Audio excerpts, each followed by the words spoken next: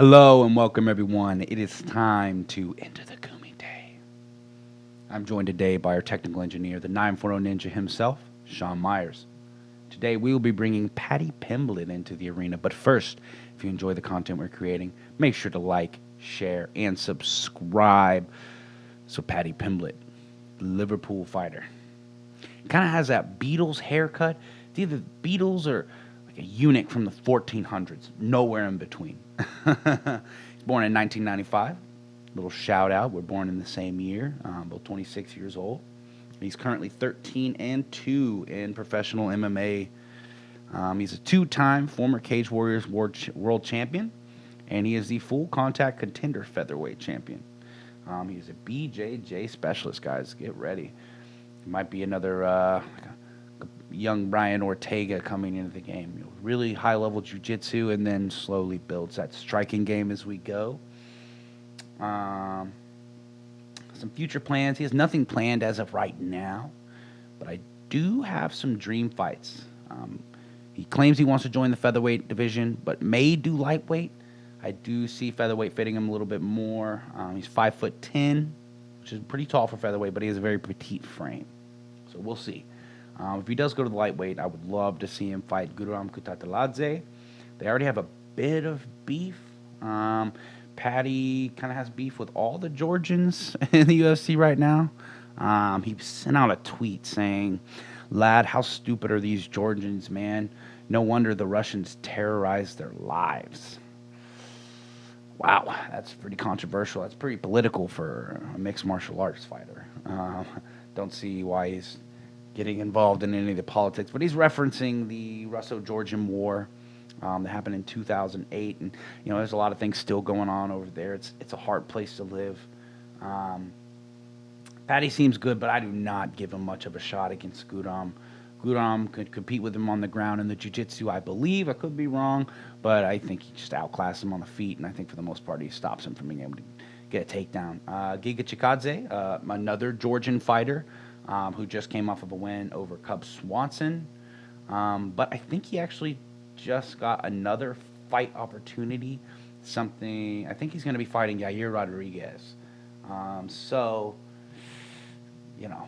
don't know if that's going to happen. I definitely don't see him taking some, I wouldn't say unknown fighter, but someone who hasn't really proven himself in the UFC, and Giga's been proving himself in the UFC thus far.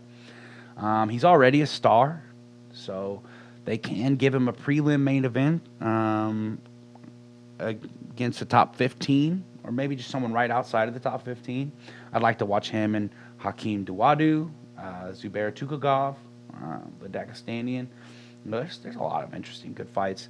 I don't know why, but I really feel like him and Frankie Edgar would be a good fight one day if Edgar's still around. I feel like that would just make for a really good fight, and it would test him in all the right ways, but give him a chance to show off what he does do and what he's good at. Okay, so let's get into a breakdown. Why do we have him in the arena, right? He's got the gaze of a killer.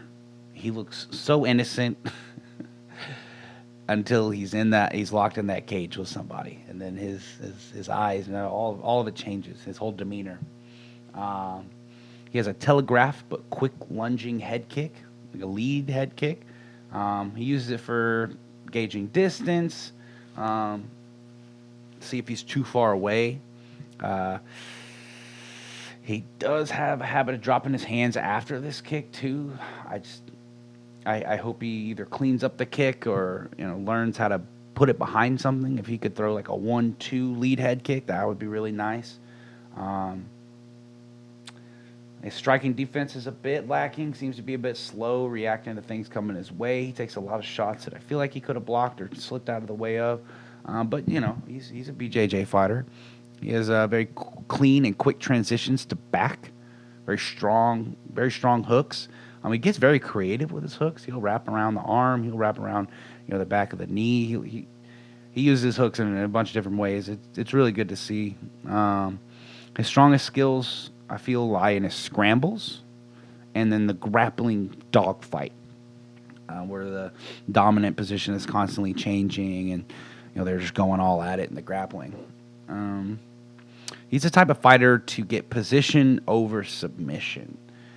He wants to make sure he's in a strong position. He's going to rain down some elbows, rain down some hammer fists, and then wait for that submission.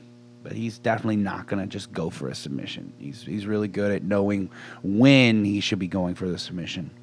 He's really good at opening a fighter up with ground and pound, and then quickly transitioning or going for a submission.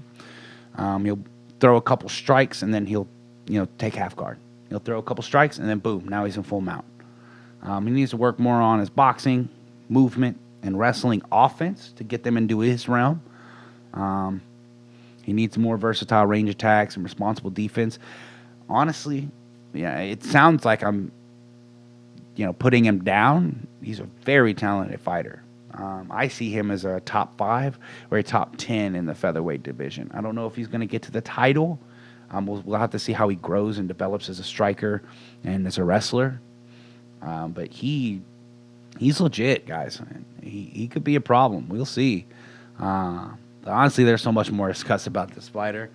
I'm very excited for his future. Like to go into detail about specific fights and break them down. It's what I'm trying to build to right now with this podcast. We still have a ways to go. Just let us know what you guys are looking for. If you want more general prospect analysis, detailed fight breakdowns, Q&A sessions, or maybe you just want us to bring guests on and discuss the latest gossip and results.